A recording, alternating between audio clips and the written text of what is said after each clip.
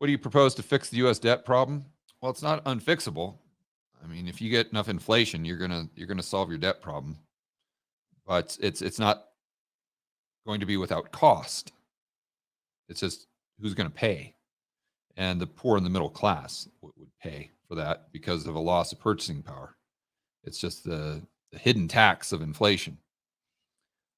You could do that, or you could just stop the deficit spending, and the economy would collapse, stock market would collapse, housing market would collapse, and you'd have to endure some pain, some serious pain, and then you'd be able to build on a stronger foundation moving forward. That's what I would do, but the politicians are going to try to avoid that at all cost. And I think the only way that we'll see that play out is if the market makes it play out. Like if the market overwhelms the Fed and the government towards, it just says we're not playing this game, like the long end of the curve.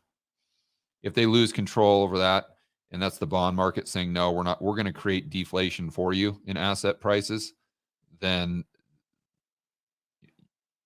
that would be the scenario where the bond market would force the government to solve its debt problem quickly. But I think that although that's possible, I don't know that that would be the base case.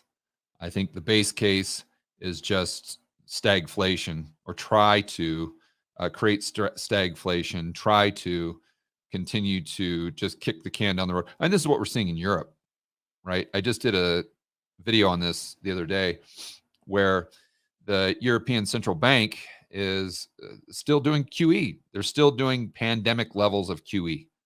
And inflation there, I think, is its highest print in whatever 30, 40 years. And they're still doing it. They still got their pedal to the metal, and they're just kind of making excuses. Oh, well, you can't do, yeah, we're going to stop QE in Q3. Yeah, we're just being sure. We just got to be safe here. We just got to be safe.